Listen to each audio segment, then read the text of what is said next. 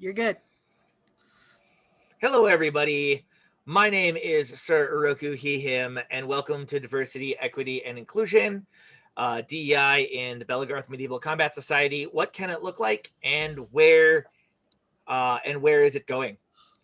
With myself, Master Anij, and Master Sven. We will take a moment to introduce ourselves. Next slide, please.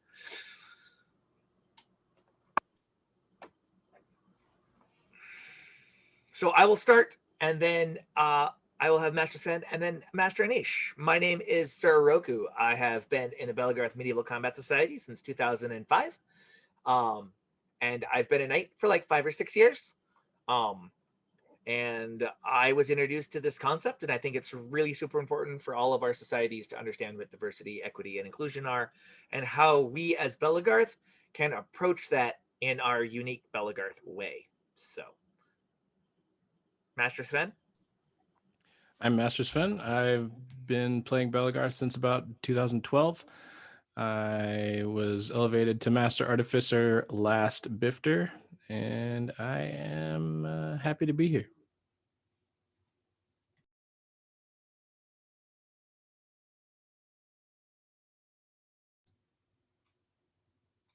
Master Anij. Sorry, I was trying to get the thing to pop up. Okay, I am Master Anij. I have been playing Belegarth since about November 2012. I don't remember exactly which year I became an apprentice, but then I believe I was mastered Chaos Wars 2018, I think. It might have been 2017. And yeah, I've just been working most of the time that I've been in Belegarth and just trying to bring more arts and sciences representation and stuff like that to Belegarth. So that's me. Yay! Awesome. So as a side note, I would like to mention that the three of us have been together kind of watching a series of videos from the SCA about diversity, equity, inclusion, and some other topics that we kind of share, which is why I've included them so that they can hopefully remind me of things that I forget or put in their own thoughts, because this is a very important topic. So we're going to get right into it. As a note, if you have a question, let us know in chat, and we can stack it. Excuse me. We can queue it just right next, and I will either be forced to stop talking, which is totally fine, or whatnot, but we will try to get to your questions. It is very important that audience participation is part of this, because that's why we're here. You know, I do enough talking. I'm used to my own voice. I don't need to hear it all the time, although I like it all the time. Let's get started. So where does this brand of diversity, equity, and inclusion come from? So the Office of Diversity, Equity, and Inclusion is a local kingdom and national office within the Society for Creative Anachronism. That's where I learned about it. For those of you not familiar with the society, both Anij, Sven, and myself, okay, I got us all. All right, cool. All are players in the Society for Creative Anachronism. So with that cross game comes the ability to draw information and knowledge from another society. Amongst what I call the sister games, which are Daggershire, Belegarth, the SCA, Amtgard, kind of the big names in the LARP and that circle. The SCA is the oldest, 1966, I believe. I think. Anyway, they've been around a long time. So we are going through stages that are convergent. And it's really important to be like, well, they may be in some areas a little further ahead than us. So that's where I look for that information. The office, as near as I can tell, was founded in 2019. I'm not sure if that's actually, I couldn't find a founding date. And the office was a lightning rod opening up difficult discussions within the SCA. One of the sole purposes of the DEI office is to act as a point of contact for issues of dealing with diversity, equity, and inclusion. That is their job. That is why they exist. What this means is that you no longer have to go through a chain of command or dealing with certain personalities, if that is a problem, you can literally go to the office and you can start that conversation there, which is amazing. And throughout these discussions in the last 2 years, actionable offenses have been uncovered with consequences up to the board of directors action. And also a lot of personal action. That is to say that a lot of people, when confronted with some of their actions, have decided to voluntarily leave the society. Unfortunately, they normally have a post about that, and it's awful. But anyway, they are starting to deal with some of the issues within the society, and it has been a pleasure to see, as well as opening up representation and diversity throughout the SCA, and that has been really important. Next slide, please. So this is where I first learned about diversity, equity, and inclusion, specifically within medieval circles, was this poster. The SCA published a series of posters from the Office of DEI, and this is the one that really hit me. I know we can all read it, but I'm going to read it anyway because this was a huge impact on me. It says SCA events are for history and fun. If you violate our core values, you may be asked to leave. # chivalry is courtesy. By being here, you agree to act in accordance with the chivalric virtues of honor and service, value and respect the worth and dignity of all individuals, practice inclusiveness and respect pluralism and diversity, promote a safe and respectful environment for all SCA events, act with transparency, fairness, integrity, and honesty, be a responsible steward of SCA resources, and be committed to maintaining the trust of its members and participants. It is the expectation of the SCA that its members or participants in all events and activities of the SCA will conduct themselves in accordance with these tenets. And then it has the updated statement of core values. It has the address for the equity@sca.org, and core values are our code of conduct. In addition, next slide, please. They also published this one. Sexual harassment is a crime. We do not tolerate bigotry. # say something SCA.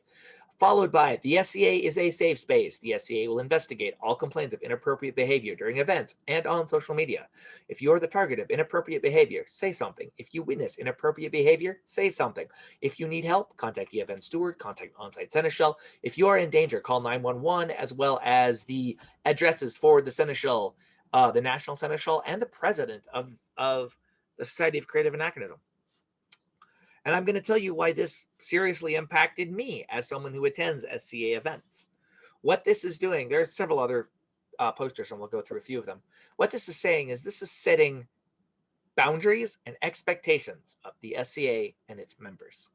And one of the things that I have learned as a member of a minority group is that for at least myself, it is really important to see that the issues that we run into are being taken seriously. Seeing a poster like this at an event site would do wonders for my peace of mind. And I think it would do wonders for the peace of mind for many, many members of our societies. And it says it in plain language. One of the things about diversity, equity, and inclusion that we often forget is that we take a lot of things for granted, right? We take a lot of things that can impact the issues of DEI. We just take them for granted. We don't constantly state them. We don't put them on a poster. We don't proclaim it from the heavens. And that is something that when it comes to DEI needs to be done constantly. Because if we just assume that everyone agrees with or everyone thinks like us, we run into problems and then are surprised when people don't. That is what these posters are doing, and that is why I love them so much. Because from a Belegarth perspective, some of the larger tenets of DEI I'm not going to get into in this discussion right now, but I just want to talk about how we can take little steps to make our events more welcoming, safer, more diverse, more equitable, and more inclusive.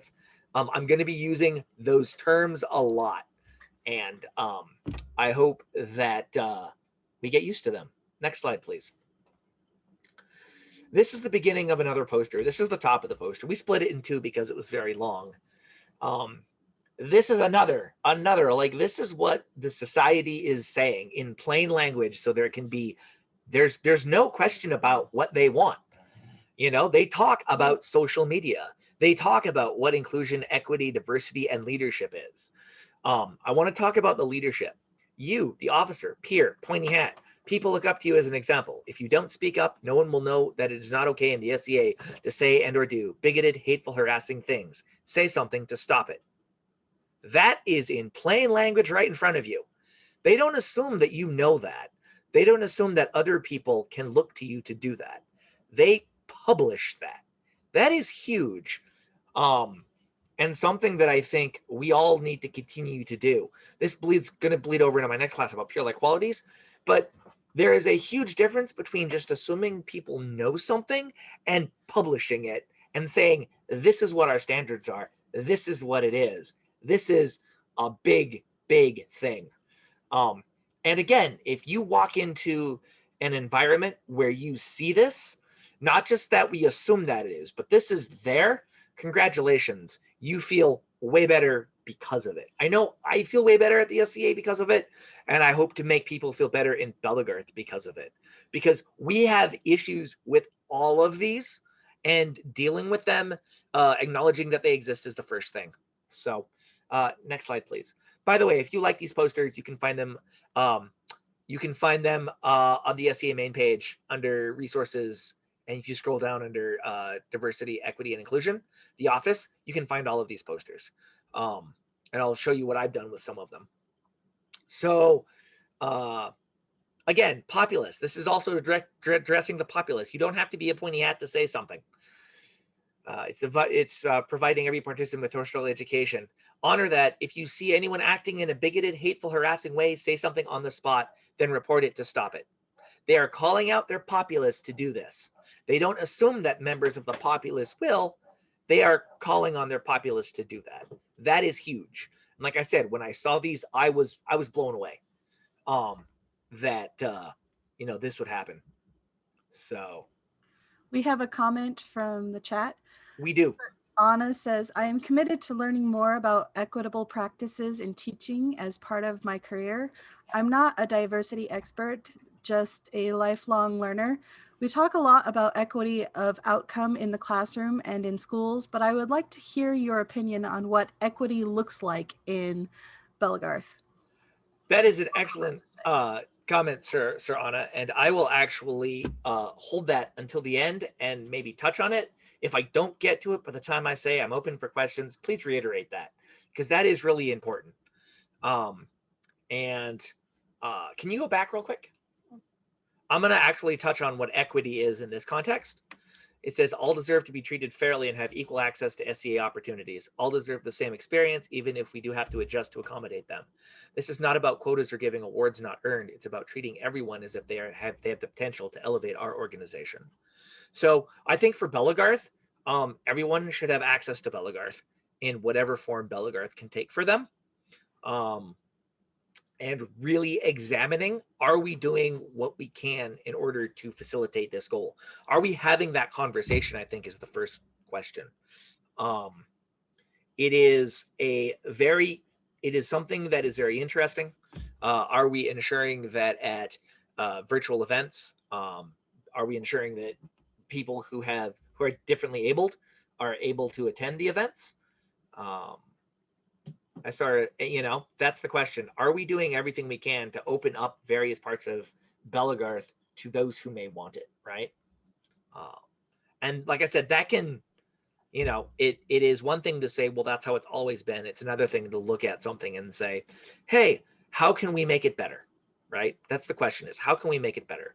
And I know that as a vet, sometimes that can be very, very difficult to examine and to look at and say, it's always been done this way and I want to do it this way, but how can I make it better?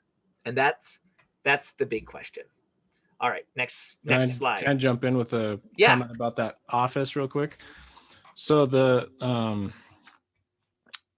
during this time of online events, every event, every class that I've gone to and attended under the SCA starts with this is an official SCA event. If you are a victim or witness of bullying or harassment, please contact, and it lists the people that you can contact if you're a victim or witness of bullying or harassment. And that includes the local kingdom or society seneschal and the local kingdom or society DEI office.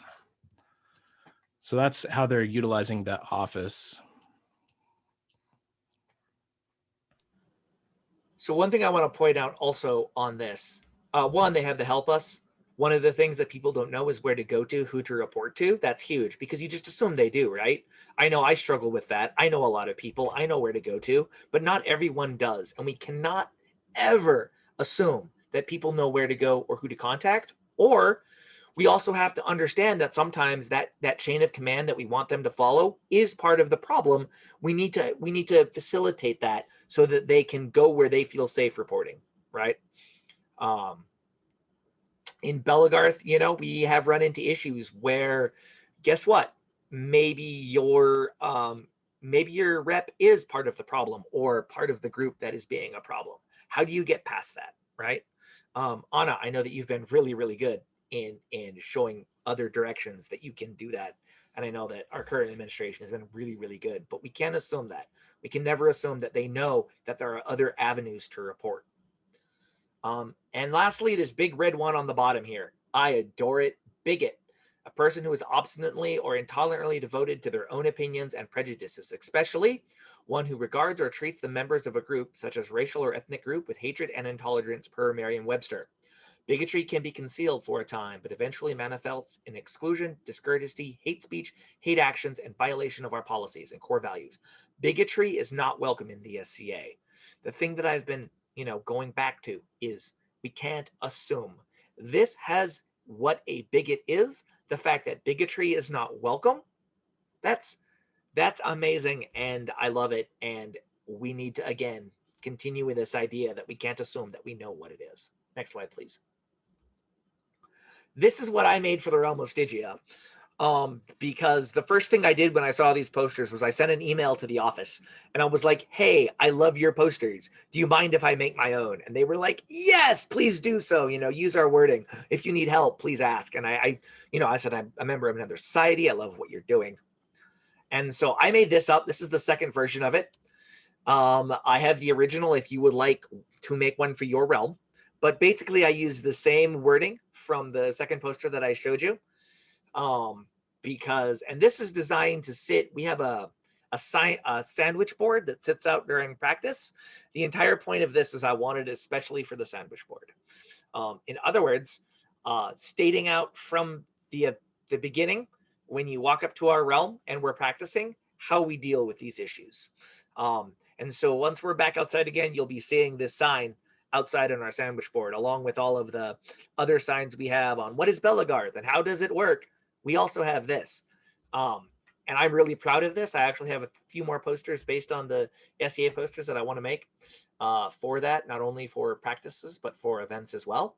Because again, I don't want to assume that anyone doesn't know this. By entering our practice, you are saying you abide by this, not only by signing on our COC and all of that, but again, we can never do enough, I think, to remind people of where we stand and as a society, and by making that society better. So this is the Stygia one, and I'm really proud of it, and I'm going to make more. All right, next slide, please. So, bringing these to Belegarth. Squire Scuba says, can I get a copy of that, or can I post that? Of course you can. I will make those available post-class in the chat. Or if you want the original one, I can do that too. Or I can make you one using that original one. Those are extremely important. And part of this class is me sharing the resources that I have found because of my being out in the world, as it were. So yeah, I would love to do that. And I want to do that. So we're actually going to touch on that and why I'm doing this. So there we go. I need to move that. There you go. So bringing these to Belegarth, right? And we're just really just talking about the posters at this stage. The core concepts of DEI is a whole nother class that, to a point, I'm not necessarily qualified to teach yet, or one that I feel comfortable teaching yet. But we're going to work through it, and I'm still learning. But I felt a need to bring this specific example of DEI to the class. So, by nature and design, Belegarth is resistive to top-down leadership, but thrives on grassroots implementation for change. So, the thing that I struggle with a lot with in Belegarth is that with seeing how other societies have the ability of board of directors or kingdom level to step up and be like, hey, we're doing a thing. Congratulations, all of you down there, we're doing a thing. And I'm like, oh, why can't we do that? Because Belegarth isn't designed to do that. It's specifically designed to prevent that, actually, which is a whole nother conversation in itself. But the fact of the matter is that what you can do is you can, if you want to bring something up, then you have to do it for yourself, your region, your realm, and then share it, and then see if others jump on it. Because that is how change happens in Belegarth. That's how we're designed to happen. So if I can set up an example of it working, set up resources that other realms, other regions can use, then hopefully that will lead to that change that I'm looking for, which I think is really important. So again, the implementation of DEI concepts and values must start at a local regional level. I have two sides of that equation. On one hand, the top does set the standard. And I think sometimes we forget that in all of our grassroots and local regional levels, the top has a huge ability to set those standards and to say, well, this is what it is. And they've been doing a marvelous job as far as that goes. But we also have to remember that at the local and regional level, that we can do that as well. And the idea, again, that it filters out from there to see how that goes. So for the best implementation of DEI concepts, it is imperative that Belegarth membership look beyond the borders of our own society to where it is already being successfully implemented. The not invented here syndrome is something that I rally against in our society a lot. I'm not always right when I do that, but for a large portion, when I am met with, well, we're unable to do that, I really enjoy pointing out to where it actually is being successfully implemented.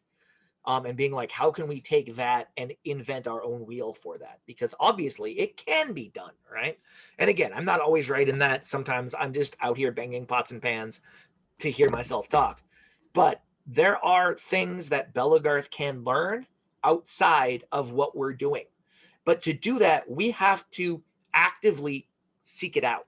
It doesn't come to us. I actively seek it out for a variety of reasons, primarily because I want to keep track of what everyone else is doing and try to make my society better.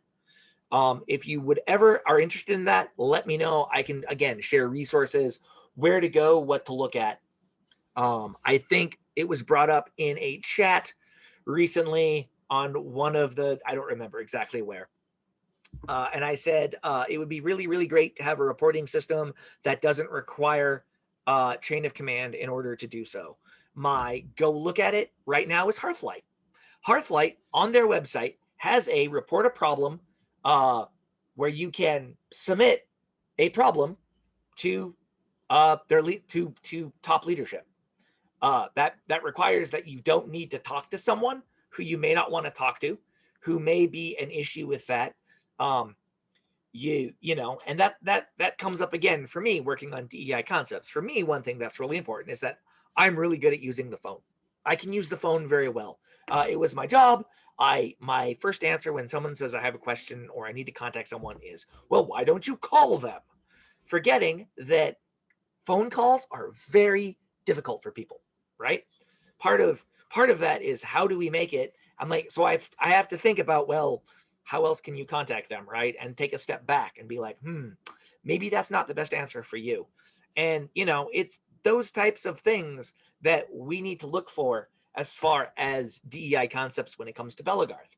Are we understanding sometimes that although we, that's like singular we, I guess, are good at certain things, like I'm good at talking with people, I'm good at knowing how to talk to people, where to find people, all of that, connections. It's one of the things that I pride myself on.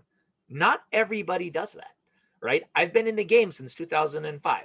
What if you've been in the game for 2.5 weeks and already we have a DEI issue that needs to be taken care of? You don't know anyone, and You don't know who to talk to. You don't know where to go. Am I ensuring that the resources are available, not only for myself as a vet, but also for someone who is literally just there, right? Someone who wanted to come into our society and suddenly has met a roadblock, or something makes them uncomfortable, or language being used is inappropriate, right? It's very easy for us who know things and have done things to say, well, why don't you just do this? But we have to look beyond that. And that's, Sir Anna, you mentioned, what does equity look like in Belegarth? That could be part of it, right? Really take a look at the new vets, or not the new vets, really take a look at the newer fighters and be like, are we doing everything we can to make sure that they know where to go when problems arise? And if it can't be solved locally, so next slide, I think. So here are known side effects of successful diversity, equity, and inclusion. Diversity can cause discomfort, and that's okay. All right. We are not a very diverse organization, but we're getting more diverse every day, and it makes me incredibly happy that we are. Equity can cause disquieting conversation, and that's okay. Oh, hi, Ahsoka. Equity can cause disquieting conversation, and that's okay. That is part of the process. And inclusion can cause exclusion. And that's okay. And our society will be more diverse, equitable, and inclusive, and that's the goal. That is a huge portion of what it is. Things to remember. Logical fallacies have no place in discussions of DEI, and this is something that I see brought up repeatedly on internet discussions. Looking at the most recent ones we had about banning known members of hate groups, right? Slippery slope. It is very interesting to see where those comments come from and how that works. If we do this, then this will happen. That's a logical fallacy. That type of talk needs to be shut down immediately. It has no place in discussions of diversity, equity, and inclusion. If you have not looked at what logical fallacies are, they're relatively easy to educate yourself on them and be prepared to step up and say, that is not what we're discussing here. That is no bearing being discussed here. Let's keep it on the topic at hand, right? We are not fortune tellers and trying to tell the fortunes. In that particular slippery slope fallacy. Another favorite I have noticed is false equivalency. If this this is like this. No, that's not how that works.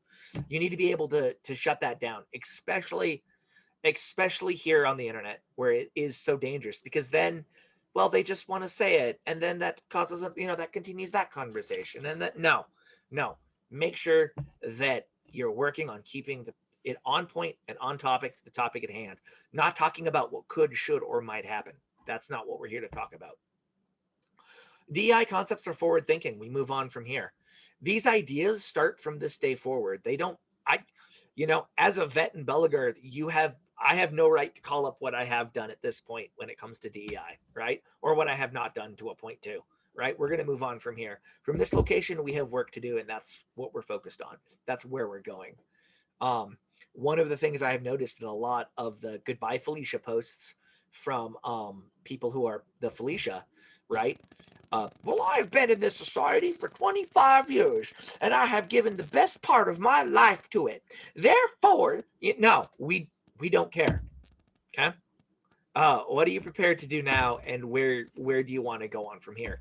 You know what? Maybe you were one of the problem childs, but you're coming to this with an open heart and an open mind to try to make your society better. Great. Let's move forward from there. Right.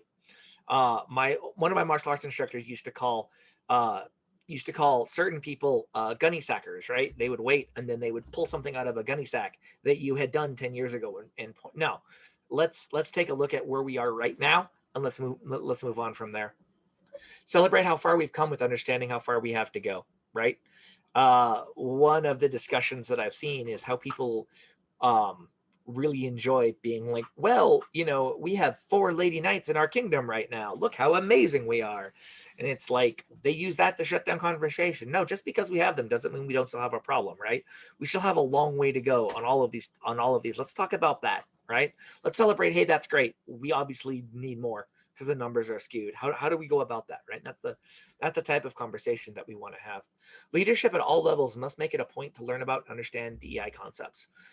Leadership doesn't just mean, you know, peers or realm leaders or unit leaders. It means, you know, if you have any sort of leadership ability, you must understand these concepts and start understanding them. You don't need to, you know, to become a zealot or anything with it, but you need to understand why it's important and why it's so important moving Belegarth further forward.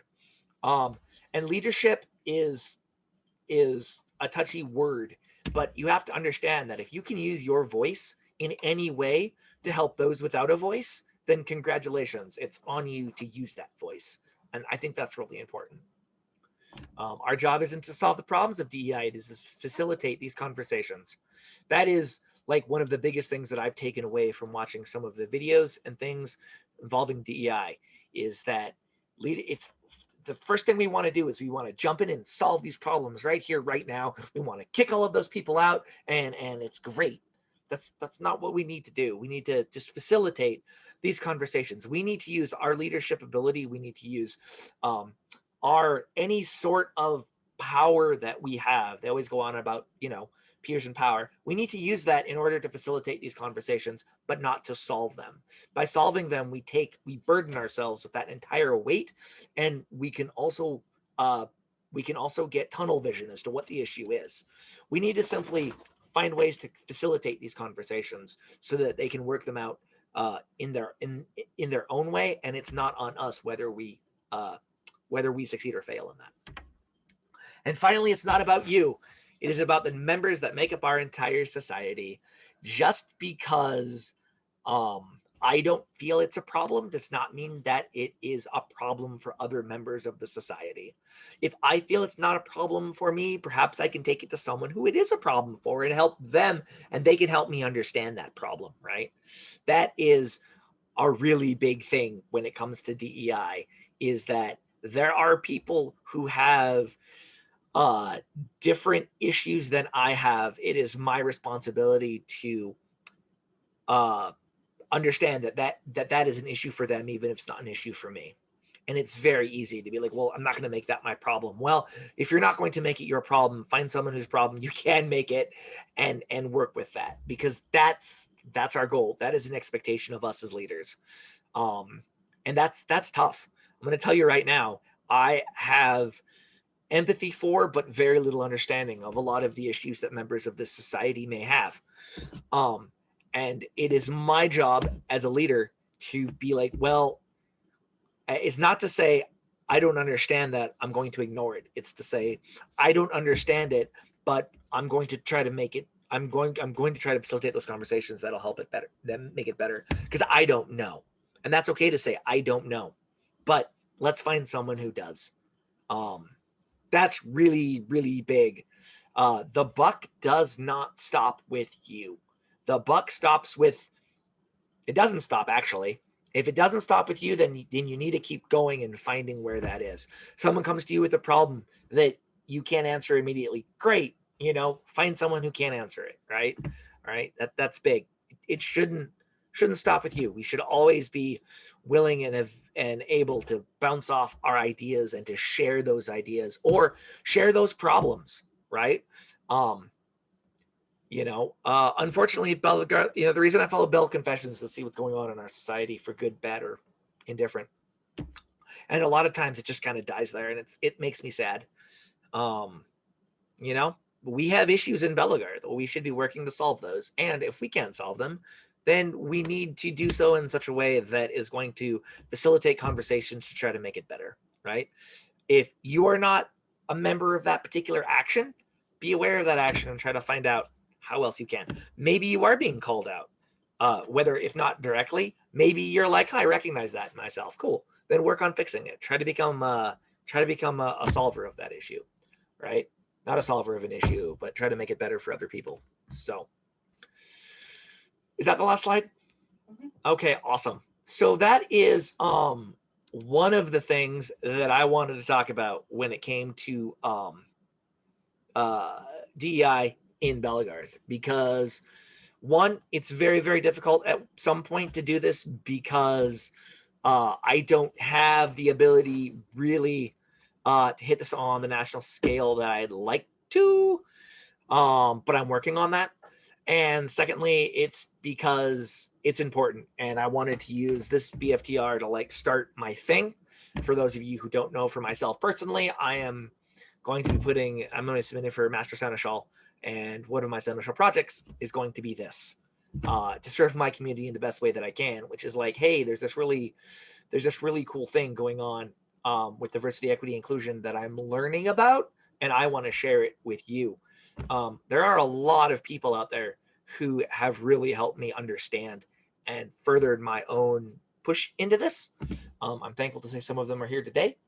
But this is important stuff. And without a national office to push it, it falls on all of us in order to do this. And so I'm doing my part, and I'm going to keep doing my part. And I'm going to share a little bit of a story right now. By the way, if you have questions for this, ask them in the chat, or they'll bleed over into Ask a Peer, which is totally legitimate. That's literally why I put these in this order and then gave myself 2 hours. So recently this is a personal story, and I'm going to name names. So for those who that involves, I'm sorry, but I'm going to consider it. So that was something that was brought up, something that's important, and I feel that in this case, it is important. So recently on my personal page, mind you, I posted that if you are proud of being white, I don't want to be friends with you. And a lot of you understood what that meant. And that's thank you all, by the way. However, for that, I got called full of hate, and I got called a racist. And I'm going to share actually something that was sent to me from a Knight of Belegarth who wanted to end his friendship with me because of that. And it has been something that has been weighing heavily on my mind. And I just wanted to be like, this is what happens. So Sir Sasquatch, who's actually a member of one of the orders that I'm a member of, after I posted that, said, as a fellow Knight of Belegarth Medieval Combat Society, it saddens me to inform you our friendship on Facebook will have to come to an end. I cannot remain friends with someone that is so blinded to their own racism and so focused on making one race feel shame for the color of their skin, for which they had no choice. Racism comes in all colors. Sincerely, Sir Sasquatch, Knight of Belegarth, former crown of I Angam of the Iron Hills. And in addition, I also received information that my own Knights Rapira informed someone that they wanted to chat with me, but apparently I was full of hate, and that was that, you know, and so yeah, but I accepted those, and I've been doing a lot of thinking about that, because, you know, I take that upon myself, and the attitudes of those that truly matter, and to those who are supporting me, are way more important than two lone voices in the wilderness, regardless of where they come from, right? We decide who's important to us, and I've decided that I have way more people on my side, and that for those who might not understand that, don't take the time to ask questions when someone posts something like that. That's part of DEI, by the way. When someone posts something that you don't understand, ask the question. Why did you post that? What does it mean? Can you help me understand that? That if you don't, and then guess what? You're one of the people who are going to be going away, and that's okay. I mentioned yesterday in Peerage Council that this sport belongs to those who are active, right? Just like any organization, any politics, any country, those who are active are the ones who are going to be instituting this change. And if you're not active, then you're beholden to that change. And I think that's really important to remember, that I am doing this to be active. I am doing this to be relevant. I may not be perfect in that, but I have to do that. So that is what I am doing. So that touch on Anastasia's question? What? Did we touch on Anastasia's question? Yes, I did. Thank you. Okay. And I hope that, like, you know, I'm not expecting it to end anytime soon. The fact of the matter is that is what happens in these instances. And it's tough, it's rough, but I have decided that I will just mention this here briefly. I'm getting a new shield. I'm getting a new tunic. It's going to be awesome, and I'm going to make a video. So I'll kind of spoil it for y'all right now. But basically, what is it? It's going to be my message to Belegarth, saying that I am Oroku. I'm black, and I care about that. And that if that makes you feel uncomfortable, then yeah, if the shoe fits, you might want to ask why you're wearing it, and just be like, it's not going to change. You know, it will not change. The change that is coming to Belegarth is inevitable. And in some areas, yes, I'm going to continue to be a dinosaur, but I accept and understand that. But I'm continuing to evolve and change and try to get better about it.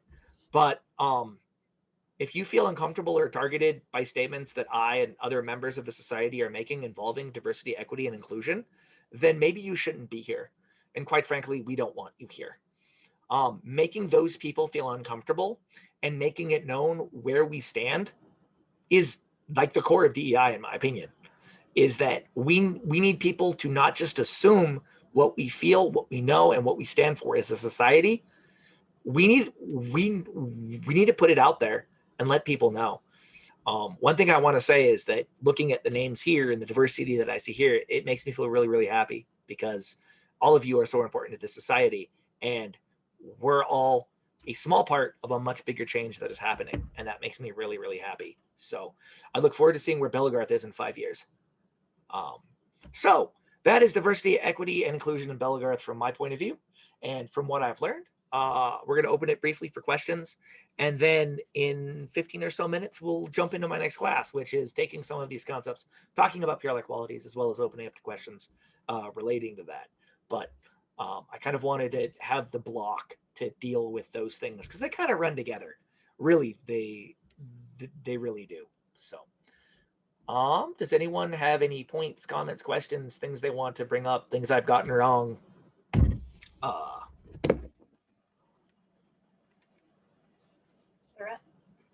I just wanted to say I really enjoyed listening in on this. This was extremely enlightening, and I admit that not being of an affected group, it is sometimes difficult for me to see where improvement is needed and the ways in which that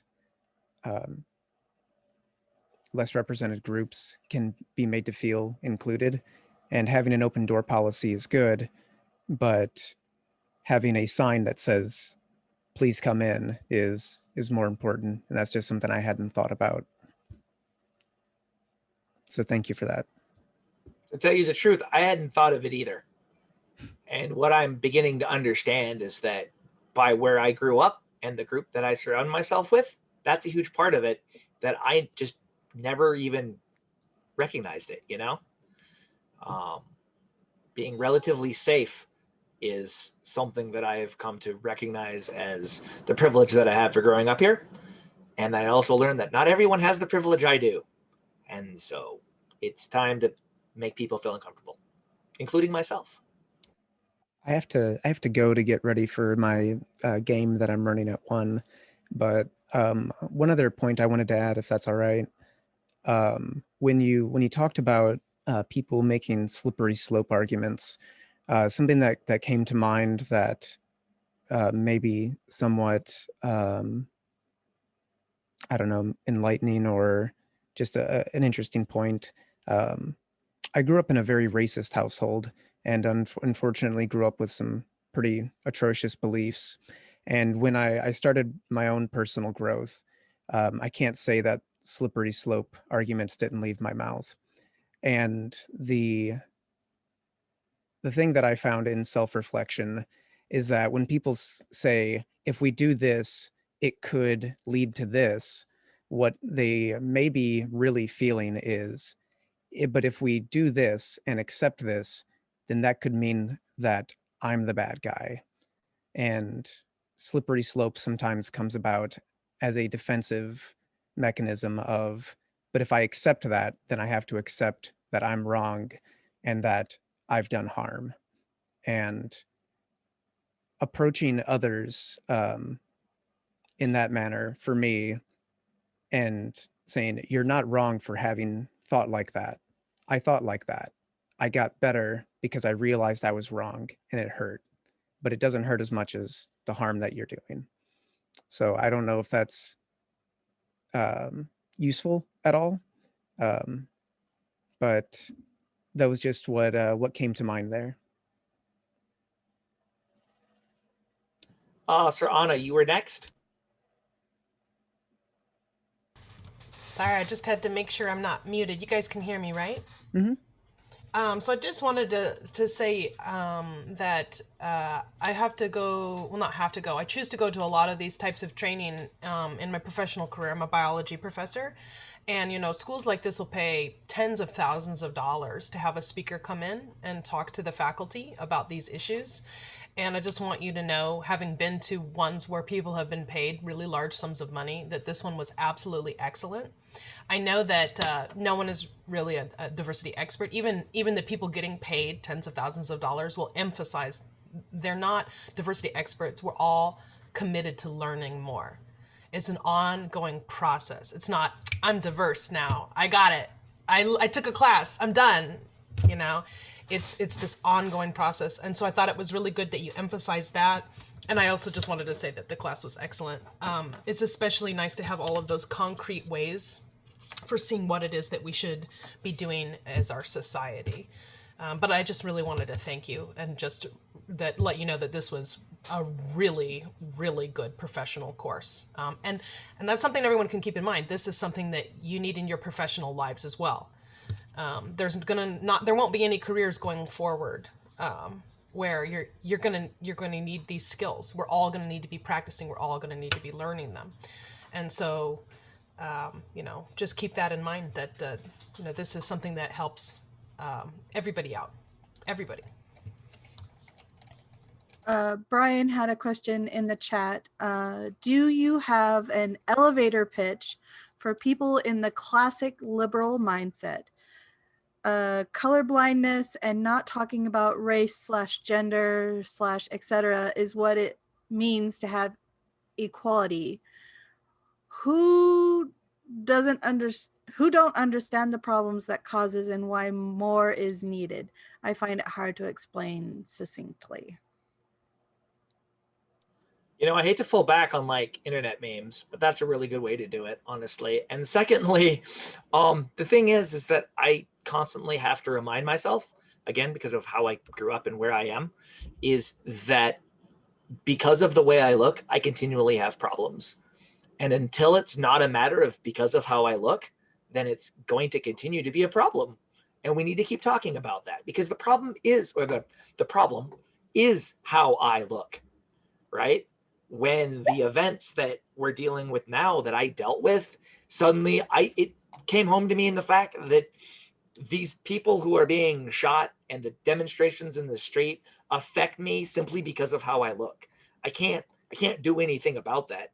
When someone walks in and sees me behind the counter, anything they have involving these issues are going to, in their mind, are going to come to me because of how I look. And that's kind of my answer. I'm like, these affect me no matter where I am because of how I look, and I can't do anything about that. So until the question becomes, you know, not about how I look or what I believe or who I choose to marry or any of that, or, you know, who I choose to love or why I love people the way that I do, then until we don't have those conversations, we need to keep talking about it. So I don't know if that was helpful, but that's kind of how I feel. I was just gonna say, you know, the other thing to remind people when they want to be like, oh, well, I don't see color or whatever, is by not seeing color, gender, whatever, you're erasing that part of the person. And so you're basically saying, oh, well, that part doesn't matter. And that's not cool either. And so that's a good thing to tell them as well. Yeah, having grown up in a mixed race household, my father is Hispanic, my mother is white. Often I have found as an adult that I am too white to be Mexican or to Mexican to be white. And so it's a very tricky kind of slippery slope that I live on sometimes. And I just have to remind myself, I'm just me. Uh, this is who I am. I am the I've been taking U.S. history classes with the student that I work with, and I have just determined that I am 100% American. And what defines an American is we're a melting pot, and I am the definition of a melting pot. I'm like, if someone asked me, okay, where are your ancestors from? I'm like, they're from here. I have to go back 4 or 5 generations to say, oh, well, my great great great grandparents were from England, Germany, France, and on the other side of my family, they were from parts of Mexico. So when I say I'm from here, so those are conversations that people need to remember, that we're all big one melting pot here. And we need to look at that lens of, okay, we were born here, that we should own up to this. Sin put in the comments, I heard someone use mosaic instead. Melting pot can imply assimilation and muddling of cultures. Mosaics are all different pieces that make up a whole picture. Yes, that is a better analogy. Thank you, Sin. So I'm just going to touch on one more little bit on this before we go, we jump into pure-like qualities. And that is that one of the big things about your comment, Alanya, is that I have family who are 2 generations removed from the Battle of the Little Bighorn. So my brother's great 7 times uncle led the Suicide Warriors for the Cheyenne, and my sister-in-law's great grandmother stood on the hill and watched the battle happen. When people talk about the Battle of the Little Bighorn, that's fresh memory, right? That's still here. That's still impacts them every single day. And I often think about that when we talk about where are you from, who are you, things like that. We have to remember that that's not necessarily as far removed. And final note for me is when people ask, because I work in customer service at a truck stop, so I have a lot of people going through. I've heard 13 languages spoken in front of my till. When people ask me, what do you like to be called, after kind of hedging the fact of, what's your makeup or stuff, I always like to say, you can just call me James. So let's we're gonna end the class. We're gonna step into something else for a little bit. This is a conversation. One more comment in okay. On color blindness. This is from Queenie. On color blindness, as a child, I had a traumatic experience where I witnessed my godfather stabbed in a race-related crime, and my response was color blindness. I had racist people in my life, and I didn't have the education or support to process my hatred for racism in another way. So color blindness is problematic, but it can have good intentions. Thank you so much for sharing that. That again, we need to always keep that in mind, that our experiences are varied and that we don't always have the same experiences. I'm going to actually step back into that in a moment, but if we could actually step into the next part of our class today, whatever it is, and talk about pure-like qualities, we probably should, because we could do this all day, and hopefully we'll have another opportunity to do so. But I am going to get out of this. Are we in the same class? Yeah, I think we're in the same thing. Do we need to do anything, Alanya, as far as switching classes, or can we just kind of head to that direction now? We can transition smoothly. I don't have to press pause or anything like that. Awesome. Very well then. If we could get sharing from Master Anij.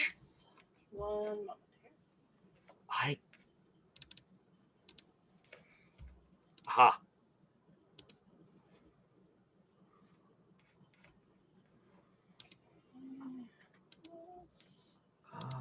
There we go. Okay. I am working on getting my screen set up so that things work. Okay.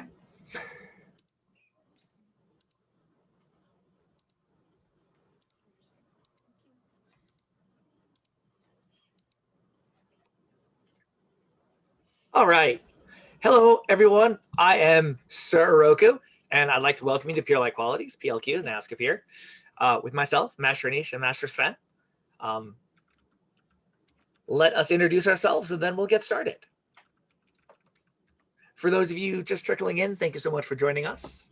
I am Sir Oroku. I have been in Belegarth since 2005. I was knighted 6 years ago, I think, start around together. And this is one of my big talking points when it comes to talking about peers and peer-like qualities. So.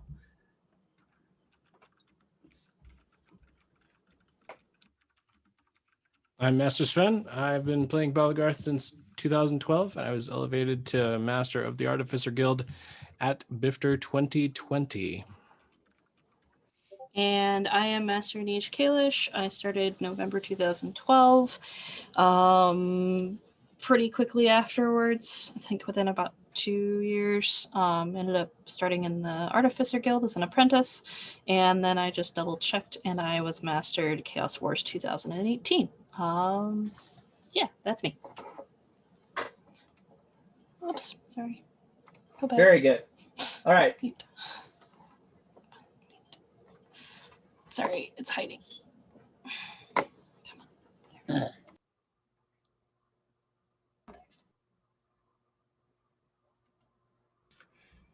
So one thing I'd like to discuss is something that Squire Sin brought up yesterday. And I thought it was a brilliant way to lead into this. And that is the idea that as peers, a code of conduct would be great. And that kind of changed the direction that this entire discussion had. So Sin, thank you so much. Turns out that while doing research for this, because I was totally had this done like months ago, because I'm totally on top of everything, that the SEA Corpora, and I'm going to be responding specifically to the SEA because it has really good concrete things to talk about. That's why I use the SCA as much as I do, because then I can point to something concrete as opposed to just kind of rambling around, and it kind of organizes my thoughts. One thing that they have is Chapter 8, Section A, number 1. And this is what you need to do in order to be a peer in the SCA. And that is across the board. That is Master of Defense, which is Steel Combat, Chivalry, which is Rattan Combat, and Pelican, which is Service, and Artificer, which is Laurel, which is Arts and Sciences. Yeah, I think I got them all. They're also Royal Peers and Peers of the Rose. We don't need to get into that. But if you want to know what it takes to be a peer in the SCA, and because peerage is important, not that it's important, but peerage has to have guidelines. Here is what they are. And I won't go all of them. I just want to really focus on it's actually A, B, C, etc. But I want to focus on C, which is set an example of courteous and noble behavior suitable to a peer of the realm. What does that mean? That's a big question, right? That's where peer-like qualities come in. For those of you who have never heard the term peer-like qualities are the unspoken qualities that a peer of the realm has. And it is the hardest section of becoming a peer. And it should be, right? There are inherent qualities that we want in our leaders that it comes down to the Supreme Court and pornography. I don't know what it is, but I know it when I see it. And I remember in a previous chat that I had about this topic at virtual at Shannara Collegium, I said, it's the little things. It's how people approach each other and how they talk to them. It's the values that they possess and that they show. And that's, you can spend all day sitting in front of a fire talking about peer-like qualities, but I think trying to nail it down is really important. But these are for SEA Corpora. These are what you have to do to become a peer. I think honestly that we should do something like this in Belegarth. I am really tempted to modify this to fit us and throw it up on the peerage page and see how long it takes people to object. I think that would be very interesting. Next slide, please. So how do we demonstrate and how do we ensure peer-like qualities, right? I can't tell you what peer-like qualities are, but those who are around me, those who interact with me, both myself and my peers. Oh, Sin said that she's working on stuff already, and I would love to chat soon. That would be great. And I wanted to kind of base this on the idea of oaths because knighthood standardization has been a topic since the beginning, and it is my opinion that knighthood has not been standard since knighthood has been a thing, whether in a society or whether in the real world, like, whether it is modern or ancient. I mean, if you had money, you could just buy it. But I think it's really important to look at the things that we value. And I think a huge portion of that is oaths. We don't necessarily swear oaths in Belegarth to the extent that the society does. And the reason that I want to look at it through this lens is because I think it's really important. When, they take their oath swearing very seriously in the society. And I think it speaks to how they view things and how we can learn from that.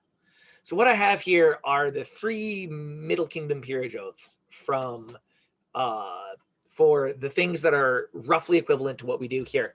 They don't have something equivalent to the chroniclers, but this is Knight, Pelican, and Laurel. So what does it mean, right? Sir Sven shared with me a wonderful thing on how to become a better peer and peer-like qualities, dealing specifically with the Knight's oath. And that's what started this process. And I wanted to be like, I want to look at it. So for Knight, right? I'm going to skip the whole part of the beginning and just say, to be a good knight and true, reverent and generous, shield of the weak, obedient to my liege lord, foremost in battle, courteous at all time, and champion of the right and good, right? When we talk about peer-like qualities, knights are, and this comes from several other different videos and things, knights, and I apologize for my other peers here, knights, I apologize to my other peers in the room, knights are the most visible of the peerages, and the thing with knighthood specifically is that we have connotations outside of our society, right? You understand what knights do from a very young age, right? Through media, through all of that, you have seen what knights do, and whether or not you agree with everything that you see, that is what people put on a knight, and that is something to be really understanding of when it comes to that particular peerage. All of the peerages is true, but that particular peerage. So all of these are important, and when we speak of what they expect of us, there's a big call for us to get our house in order, to take care of our own, to, and it's tough. And you know what, though? We need to come back to the ideas of what their expectations of are, and if we're meeting those expectations. Because I think in both yesterday's peerage chat, previous peerage chats, and comments that we are all aware of in various places, we're not. And that's really important to remember. The reason that I also wanted to bring this up is also for Pelican and Laurel. The thing about peerage and talking about peer-like qualities is they extend to all members of peerage. You share these. You don't just get to be like, well, knights are like that and they do these things, and I'm an artificer, so I can do these things. That's not how that works. We share this. We all are equal, right? And for those of you wanting to become our equals, this language is troublesome and problematic in the fact that it can make people feel uncomfortable or whatnot, and I apologize for that. I'm working on trying to get it better, but so far I haven't really found a good way to do it. To serve the crown in all things, to remember courtesy and kindness, to prize justice above personal gain, to labor for the common good, to enrich the kingdom and the society so that they may flourish in goal and to be worthy of the title, right? As a seneschal, this are the things that you should be looking for, right? You too are beholden to peer-like qualities. You too are beholden to this idea that you serve the community that you do serve, to be worthy of that title, and so that others can step up to it. It was brought up by Sir Helga in one of the DEI chats when she made a comment to another one of her peers. I think they were either a Pelican or a Laurel. And she made the comment that, no, you can't turn your eye from things that you see need to be fixed. That's your job. Just because I wear a white belt and you have a pin did not mean that you are not also equivalent, the ability to turn and say, that is wrong. I'm going to facilitate those conversations. That is your duty and that is your job, right? For Laurel, I love this. To enrich the crown with my talents and abilities, to promote the diverse arts, to continue the instruction of my dependents, to increase the glory of the Middle Kingdom. As an artist, those are also your duties, but also inherently those qualities that we appear in our knights, in our seneschals, and in our chroniclers you are also beholden to those. And I think sometimes we forget that. If I would need to speak up to say something, and something that I observe as a leader and as a peer, then it's my job. And it doesn't matter what peer it is, because all of my peers in this room, all of my peers to be, guess what? We should all be held to similar standards. And sometimes it's really easy to be like, well, they do this and I do this and we can't, right? So next slide, please. Sorry, this is a little bit more rambling than I had intended, but we're trying. So for those of you wondering, and this is what I think is important, and something that I brought up in Peer's meeting yesterday, is remember your oath, because people are going to be expecting you to be beholden to that, whether you want to or not. This is my oath. This is the one that I swore when I became a knight, right? I go back to it often. It is posted along with some other important pieces of documents that I have. And it is a constant reminder that these are the things that I've said that I would do, not only in society, but in life. So when we talk about peer-like qualities, right? One of those peer-like qualities is understanding that if you said you're going to do something, that you're going to do that, right? That people can expect that from you. And that's tough. People's expectations that are constant are tough. And it's not easy. But as a peer, no matter what peer we are, these are the things that we have said that we're going to do. And our society demands that of us, whether we like it or not. And in a lot of areas, when we have, for lack of a better term, peer problems, I'll bet you that they're not meeting what they said that they would do, right? We don't have a Belegarth peerage code or an oath that we all have the same. I've heard many different oaths and I've loved every single one of them.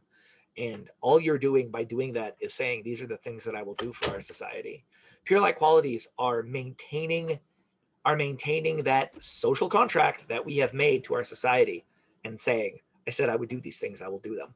No matter how hard it is, no matter what personality is involved. And that gets really tough because it blends so much with our friends, right? We're all friends here. And we don't want to call out our friends, and we don't want our friends calling us out, right? We don't want to have this idea that it's separate, right? But Belegarth is real life, and real life is Belegarth. And part of that is understanding that, man, if someone would have said this, or someone would have done this, or someone would have said that in my daily life, I probably would have wanted to say something. Well, guess what? In Belegarth, we wanted to say something too. We have to. We said that we would. And in real life, man, if I would have said this, if I saw this at an event, if someone would have said this, we need to do it in real life too. Peer-like qualities are the hardest thing to talk about, because a lot of times we call ourselves out in peer-like qualities. And it's true. The thing about peer-like qualities is we're all human. We failed them. I failed them. I'm going to fail them again, sometimes publicly, sometimes privately. But the fact of the matter is the difference in peerage, and again, I might be a dinosaur by saying so, but we have said publicly that we are going to be beholden to these, right? And that's the difference. A lot of people ask, well, why do we have peerage? What's the difference? In the end, we're all just Belegrim, right? Yep. In the end, we're all just Belegrim. But I have publicly said that I will do these things, and I accept that, and all that goes along with it. So that's what's important. So If you want to know and you want to personally hold me to my standards and my peer-like qualities, if you ever need to, just remind me of this, right? Next one, please. One of the really common ones is this one. This is in crazy old English, so you can't see it, but it's just the one from Kingdom of Heaven. And I know many knights, Sir Anastasia, many in your lineage have been dubbed with this one. I know that it's Par's favorite, the one he uses. Again, what is it saying, really? It is saying these are the expectations of yourself as a peer and to be beholden to them. And I think in the end, peer-like qualities is being beholden to the social contract that you make with your society, whatever society that is, and understand that by doing so, you have accepted that. And if you are failing in some element of that, that you will be held to task on that and held accountable for that. And that's hard to do in such a diverse, but I think it just drills down to basics. I do know that there have been instances that I have heard about, and my first question was, are these questions not being asked? Are these not being taught? Are we not, as peers, sitting down with our students and being like, so, the expectations of people and the expectation of this path are these. In addition to that, here are other things that people are going to expect of you and what I expect of you. It's a conversation that we don't have a lot in Belegarth. I have it a lot because I do things like this, right? I sit at fire and I talk about it, but it's not like a big conversation that I think it needs to be, because on one hand, it's really easy to have a checklist. On the other hand, it's really easy to do all the things that aren't on the checklist. And I feel like as knights and as peers in Belegarth, we've gotten really good at making a checklist. If you want to see my checklist, I'll link it in the chat. But we're not good about doing all the stuff that's not on that checklist, because, hey, how do we talk about that? That can be a difficult discussion. Having people call you or want to talk to you about lapses in your own is also a difficult discussion, but those are discussions that need to be had, right? We talk about diversity, equity, and inclusion as we did in the last class. Well, guess what? This comes back to us as peers forming that and moving forward in that, right? That's part of it. And it's tough, as I've done my research in this and as I've looked at that, I have found areas where I am lacking and where I need to improve. And that's never any fun. I don't think it's fun for any of us when we can look at something and be like, man, I am part of that problem, or I have totally done this, or I didn't even think about that. That is part of the quality that people want us to have, is to have that ability and self-reflection and then act upon it, right? Next slide, please. So what can we learn and how can we apply from this? Again, this is more rambling than I thought, but it's not a very directed thing. We're going to open it up just to discussion here in a little bit, because I would like to be, oh yeah, we're good on that. So intent versus impact. This is really important. In the last class, someone had mentioned that it can have the best intentions, right? There's a difference between intent and impact. And as peers, one of the things about peer-like qualities is we need to understand this. Intent, for the most part, can be the best, but the impact that it feels is what really matters. Peer-like qualities, when we look at it, and if we fail in them, it means that our intent was one thing, but we failed to take into account the impact of it. And I know for myself, again, that's also a struggle, but it's the number one thing we need to remember when talking to our populace, to our peers. What is the intent versus what the impact is? Because they don't care necessarily what your intent is. What they care about the impact that whatever you did, said, had. And that can be tough. So it's not necessarily our intention, but the impact that we could have, and we need to think about the impact as part of the intent, right?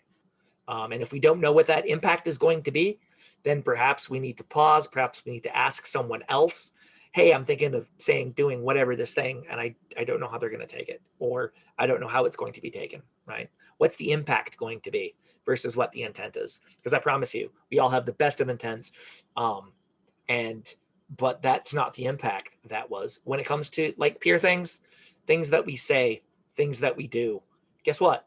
It impacts in ways that we will never know. And we need to be mindful of that. Peers especially need to be mindful of what the impact of what we do are, both now and in the future, because that's very long. That lasts a long time for both for ourselves and for other people. And I know that in this society, people remember the impact a lot longer sometimes than we do.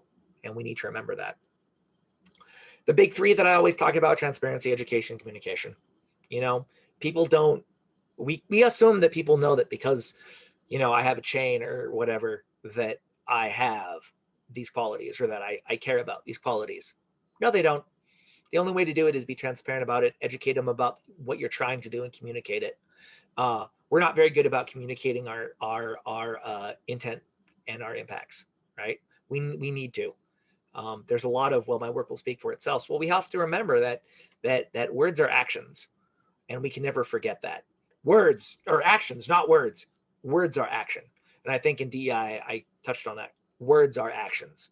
So be mindful of your words. And if you need to communicate something, then communicate it, right? It's important. And also when it comes to words or actions, you can hurt someone with words. You can definitely hurt someone with words. And it may not be, and you may hurt them more than had you taken an action against them. A pure like quality is that. Someone who understands that concept and deals with it. I mentioned this in my DEI class. Peers are not necessary to solve a problem. They can open the ability to help with the issue.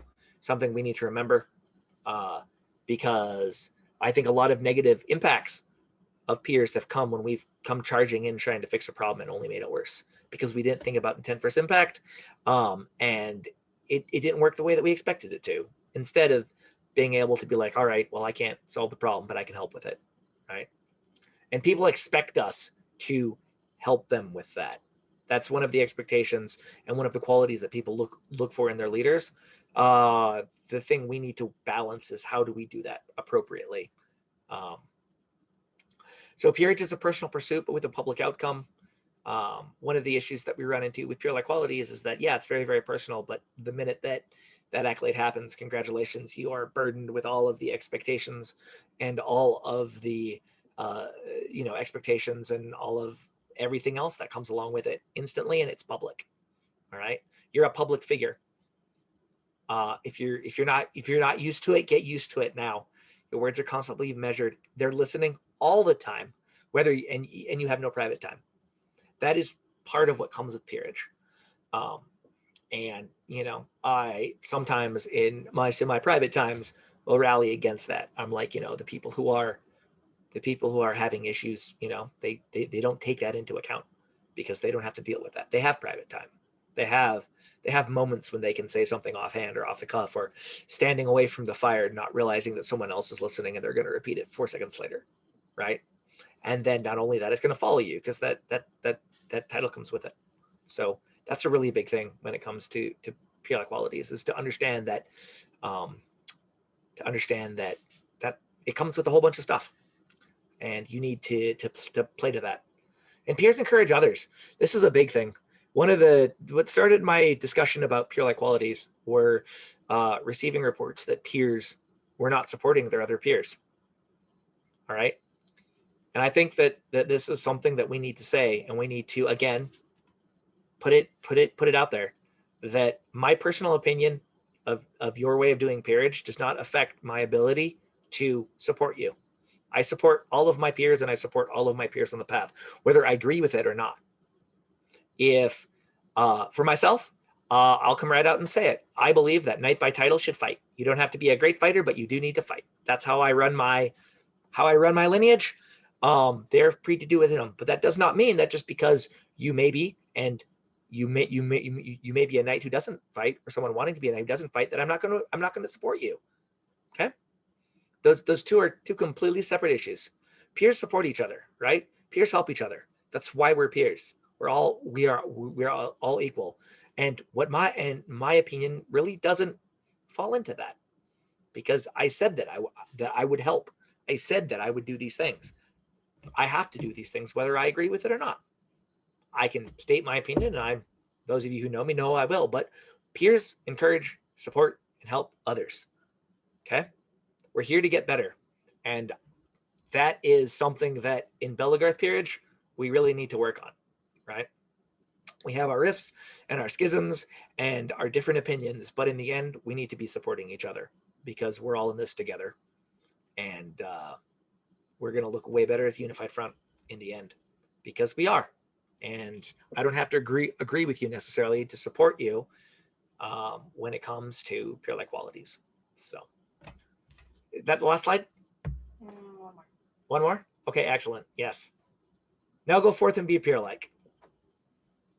That's really all I can say. You know, it's something that we're all working on. It's something that takes constant work, but we need to keep having these conversations, and we need to keep bringing it up. We need to keep, hammering home, because in the end, it's not the checklist that you provide. It's everything that's not on the checklist. And that is what they are looking at. That is what they are looking at. It's not that, hey, how many events have you run? How many weapons checks have you been at? How many fights have you done? How many fights have you won? Who have you won fights against? No, they're looking to, man, if I come to you with a problem, are you going to be able to assist me? If I need to ask a question about this, are you going to be able to do so? If you're busy, how are you going to interact with me? These are the things that people are going to be looking to you as a peer. And these are the conversations that we need to be having, not only with ourselves, with our students, with our fellow peers, and with the populace in general, right? We all have bad days. We all have off days. We're all human.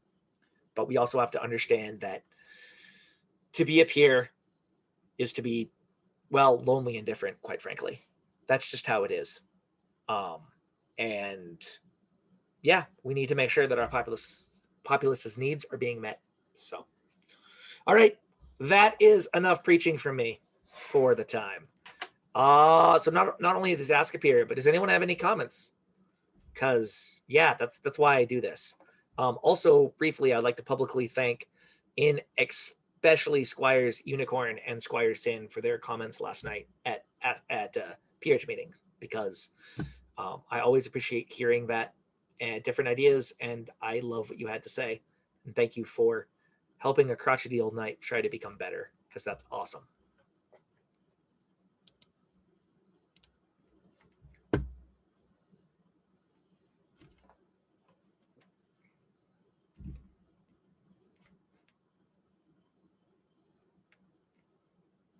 Anybody? Comments, thing to say, stuff I got wrong? Because I know there's some stuff I got wrong in there.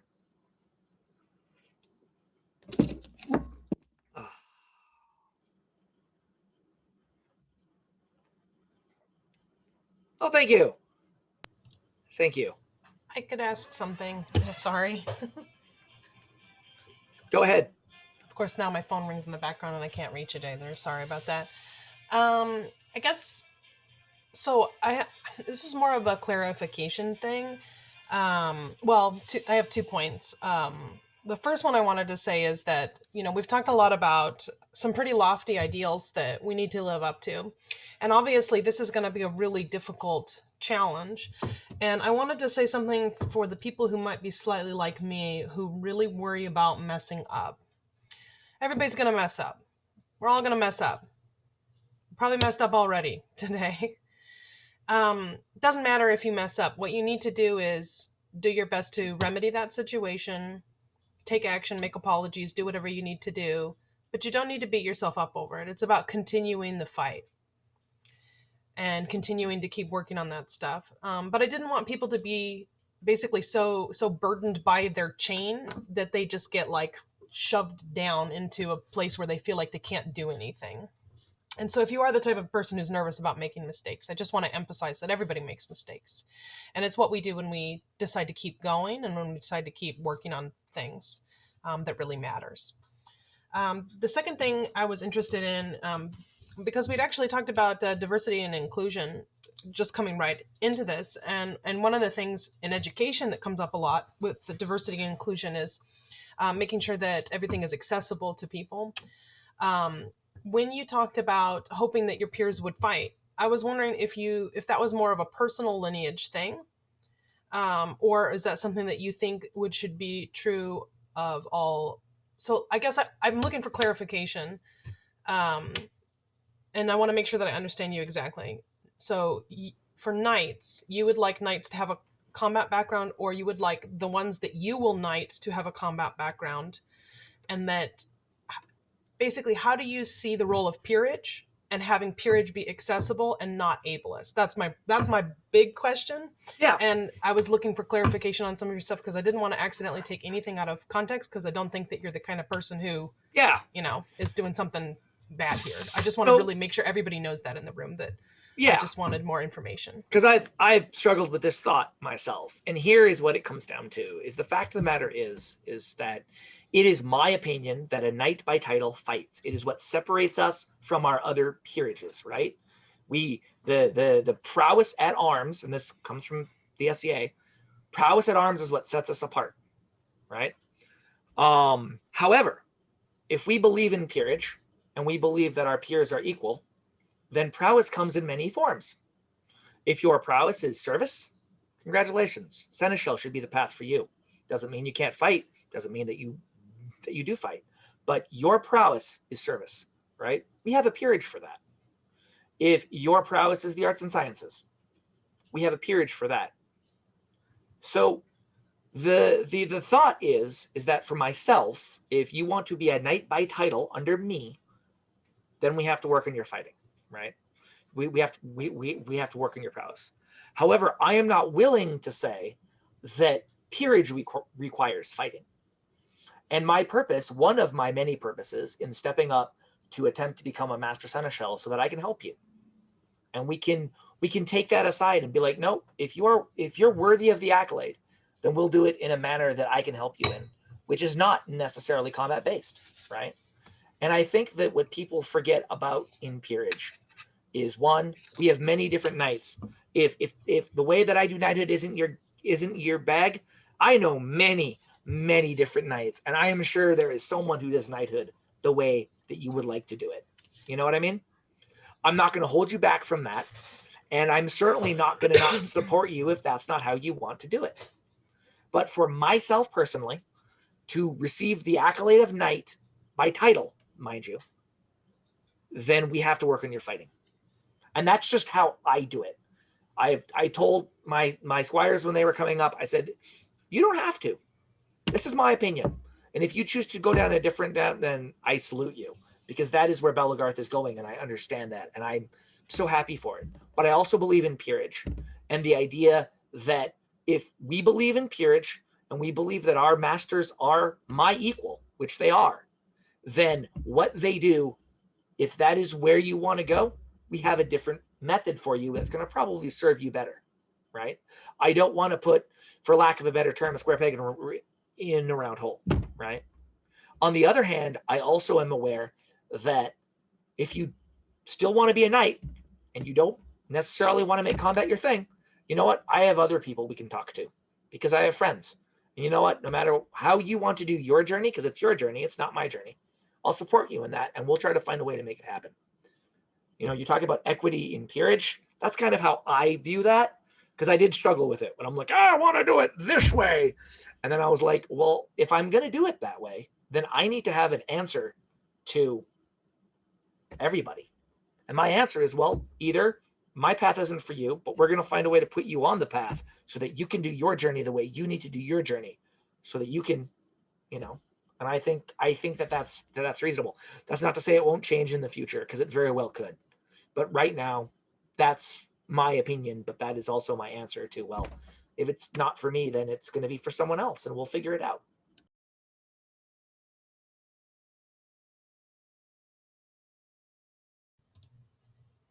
Could I ask a follow-up then, if that doesn't get anybody else talking? So a lot of people will sometimes lament that we do not have this national standard or international standard for what it means to be a knight or peer. But do you sort of see this as an opportunity for maybe a way of making things, this our more diverse traditions of having it have the ability to be more personalized to people and more personally meaningful? Or what other types of strengths might our current system kind of give us that, say, like a national set of standards might miss out on? So I think, again, I need to reiterate that knighthood has never been standardized, ever. In talking with Srapar, I actually asked him this question for this very reason. I said, has knighthood ever been standardized going back to historical knights? In the European tradition, no, it never was, because it was always a king making the knights or knights making knights. And if we look at any of the other societies, whether it's Amcard or the SCA, the only standard I would say was the slide that I pulled up that showed what a peer should be. That's it. Everything else is on the relationship between the knight and his squire, right? And then at the behest of the crown, then they can knight. Amcard's kind of the same way, although they're a little different in the fact that you need to be a masterhood and get there first. But again, it's still, other than you have to be a master, it's still between a knight and their squire at the crown. We don't have a crown, right? We don't have that ability. What we do have is that we could very well come up with something like what the SCA says, peer should be like this. These are what we're looking for in a peer, and leave it relatively open-ended so it doesn't interfere with previous relationships or whatever. Sin is working on that, and I hope to chat with her later about it. And maybe she can chime in here too, and a little bit of that, because that was a really good point. I think the biggest thing is that it needs to be done in a way that people buy into it, and that's rough. Knighthood is so personal in Belegarth because, and you have had knights in the past being like, well, I'm a knight, I'll do what I want, right? And we need to move that away from no, you don't. You're beholden to your people, you're beholden to your peers, and we need to have those conversations. And when you're not, we need to find a way to hold you accountable for that. But I think I hesitate to use the word standards because it's just not there. But what I would like to see is like common threads, maybe common threads or reasonable expectations, right? And direct at that, because I think that is going to be a way better buy-in for, and we mentioned last night, we've got older knights who don't want to change. Cool. They're most likely not active though, so hopefully those of us who are active can continue to work on this. And I don't know what to do about the national divide between East and West, but conversations have got to start before we do anything. We have to start talking to each other, and we have to start communicating and discussing these things. So I remember when there wasn't even a main Belegarth discussion page between East and West. There was the Western Belegarth, and there was nothing for the East as far as I could tell. And so I think one big step forward was starting that page and seeing, actually having some discussions between the 2 or 3 different regions, so I think that was really good.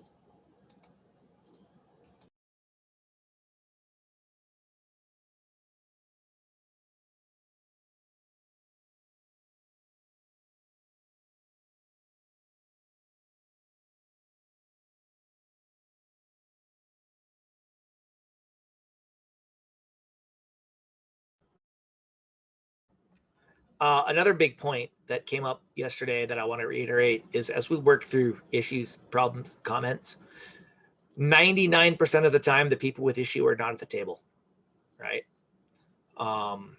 And we can do everything we can to invite them to the table, but if they don't come to this table, then it's really, really hard to deal with that, right? And hopefully it's conversations like this and conversations at events and just talking to people in general that's going to open this up to having people feel comfortable, right?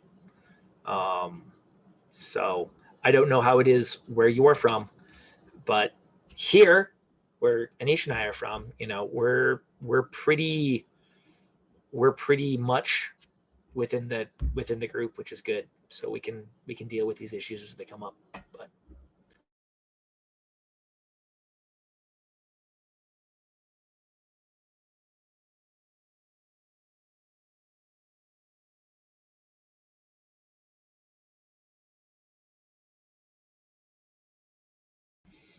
I'm going to share something in the chat. One moment.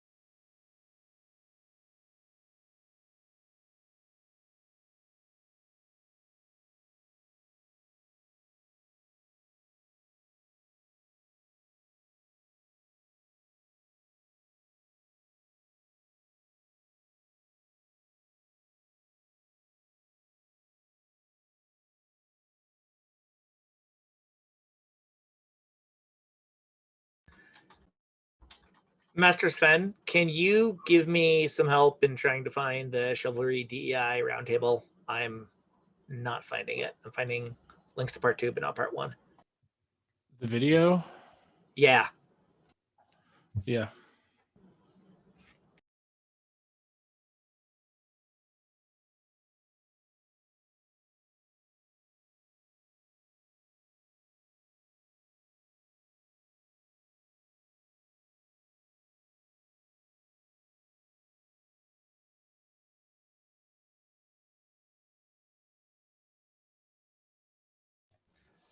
Sir Is Anna, it the one from December 16th? I think so. Sir Anna, I have a question for you.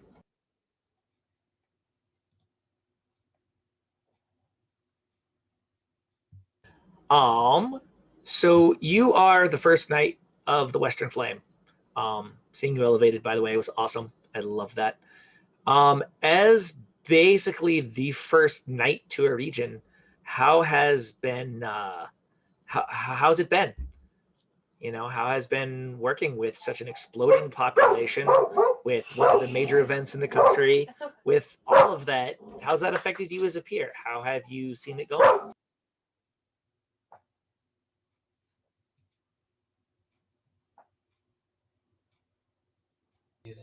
Oh, yeah. You guys can hear me now, right? I guess I'm pretty proud of the lineage that I belong to. I really like all of the people on a personal and professional level that we've elevated, whether it's me or the next generation elevating the next group. I think we're all pretty forward thinking, so we have a commitment to sort of continuous learning in leadership, and I think that's really important. So I'm really happy with our tradition in that way. I think it's really funny that what I'll often find is that the more rigid positions of my youth are stronger in the squires I've knighted, and so like they don't update and become more like, I don't know what I would call it, progressively softy the way that I have, if that makes sense. They're more like, it needs to be this way, and I'm just like, well, let's think about it and talk it over. So that's been kind of interesting to me to see, sort of like maybe less flexibility. Sometimes less flexibility in some of the younger generations, but everybody generally is pretty open-minded and very easy to communicate with, which is also refreshing. Yeah, I mean, as you guys know, or if you haven't heard me talk about knighthood, I generally enjoy it as a system where I can get guaranteed slave labor for my event. So it was good that you brought up the event. I guess this is the ultimate test of success. The fact that we are here today means that, in a way, I was successful because I didn't run this event. I barely helped with this event. I've actually been grinding in Minecraft about 12 hours a day. So I've played more at this bifter than any other bifter. It's like I'm a stick jock. It's just in a digital world. And so they did it. This whole generation is putting this together, not involving me. And so I probably will jump back in for the live event just because it's my passion, but it is really cool to see them take everything over and be empowered and kind of continuing on with everything. So, and I think they've done a really great job. I've really enjoyed the event. Hopefully everybody else has too. If not, play Minecraft. It's really addictive. Then you'll enjoy it. How do you suggest your continuing education? How do you remain relevant as a peer? That's something that I deal with as I get older, right? Finding different areas to pick up on, and where else can I find my strengths? How can I remain relevant? Because we all know people in peerage who simply aren't relevant anymore. And I desperately don't want to be one of those people. I might be less relevant, and that's okay. But I certainly don't want to just stop being relevant to Belegarth in 2021, for instance. Yeah, so it's interesting that you mentioned relevance. So I have maybe a different or an interesting way of thinking about it, or So it doesn't really bother me if people do not come to me for help or guidance or leadership or anything.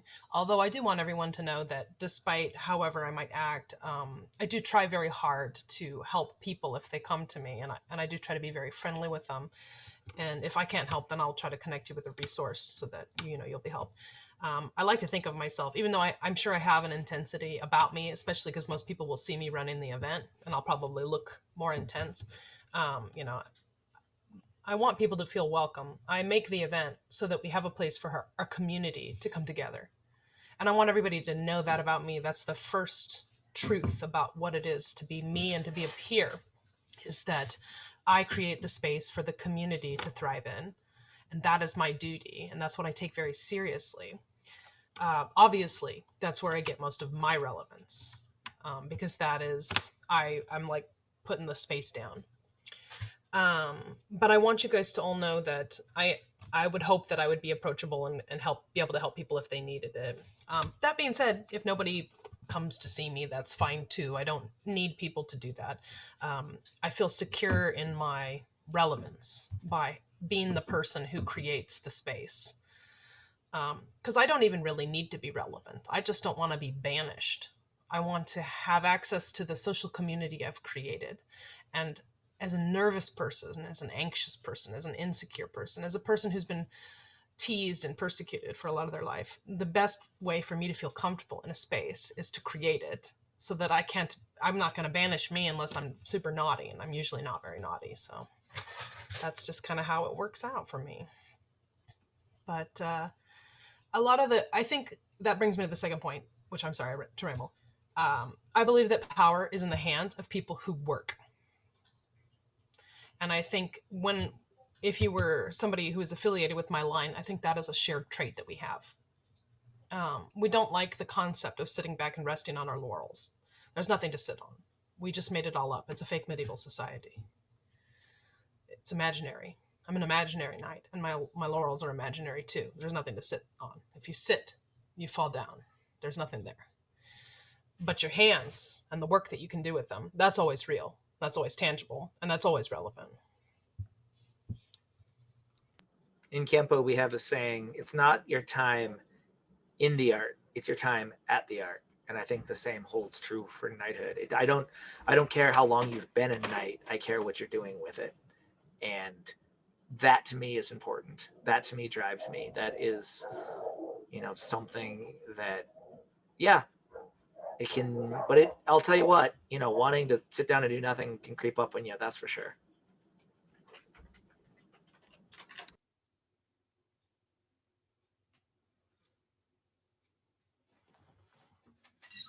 You, in fact, have 10 minutes left. I've got a guild meeting to go to after this, but if anyone ever wants to talk about these things, please do. I love these chats. These are my favorite chats. And I really wish as peers we would reach out more and just have these discussions kind of randomly, because it's important, especially with the distances involved, right? It's hard for me to get to California, but here I am with people from all over the country right now, and we can have this discussion. Furthermore, I'd like to go on public and also say that in addition to peer-like qualities and DEI, people need to know how to contact you if they can't contact you directly, if you have an issue, right? For myself, you can contact any of the peers in my realm to speak to me. You can speak to any of my unit members who will speak to me. And I mean, really, you can speak to any peers who can speak to me. If you are uncomfortable coming to me directly, then we can totally come in from the side. Something I learned from work, you really want to speak to someone directly, right? That's what we're always talking about. But, they're going to talk to your boss who's going to talk to you. And I learned that actually is in fact best, right? So I don't have a boss, but I am beholden to a whole bunch of people. And I would like to think any of those people, if you brought an issue, would come to me with it. And I would do my best to resolve it, if not directly to you. That direct communication is not necessary. I think it's something that we need to get past. Because, why did you come see me? Because I knew that you'd take it poorly and it probably wouldn't work. But if I go to Sir Anna and she brings it to my attention, maybe we can solve it differently, right? That is something that, speaking in DEI, things like that, I think that we need to deal with, is that sometimes we need to go to other people, but we also need to make sure that other people know who we speak to, right? So something that we need to be telling our people, and something our people need to be telling people is, you know what, if you can't talk to me, then here are the other people that you can talk to. I know, like for my squires, I always try to let other peers know that for the good stuff, go to them. If you have issues, come to me. And I don't think enough people utilize that. I don't think enough people do that. They want to go straight to that squire. No, come to me. They're my responsibility. I'll see that it's handled. Trust that I'll handle it, and we'll deal with it. And then if it's a peer-to-peer question, then speak to my peers to speak to me. You don't necessarily need to come directly to me, because that may end poorly for both of us. And I realize that, and I understand that. So sometimes hearing it from a peer, sometimes hearing it from someone else, we're gonna be able to solve that issue way better than if you go directly to me. And we deal with that all the time on the internet. We deal with all the time. Well, this happened on Belegarth Confessions. Why didn't anyone come to me? Because they knew that you were going to do this. That's why. But hey, the cool thing about units and houses and orders and all of that is it gives you another point of contact. I know for a fact that, if someone were to point someone in my unit chain of command, that cool, we'll deal with it. And then hopefully we'll get back to you to get that fixed. Or, speaking to one of my fellow peers, we can deal with it. But it becomes really important because we do have a lot of stuff that goes unreported. My DEI started because I heard what had happened to another member of the community, and that they felt they had nowhere to turn to. And I have decided that it will hopefully never happen to anybody else. Because we always need to hammer on the fact that there's always someone you can turn to, and that we're here to help. And I think that we've lapsed in that. We just kind of assume that people know that. And, we've lost members because we haven't given them someone to contact or someone to fix issues. And that's unfortunate, but it doesn't have to happen. So, well, I'm going to wrap it up. I'm going to try to find something for lunch while meeting is going on. Thank you so much for joining me. Thanks for putting up with it. A little bit more rambling on this one than I expected, but I appreciate you all, and we'll do it again. So. Thank you, Sir Oroku. This has been a wonderful class. The guild meeting will be in Master Sven's Zoom room. The link to that Zoom room is in the BFTR Discord under announcements and in the class channel. So if you need assistance, please hop on over to Discord and we'll meet you there. And I will close my own court.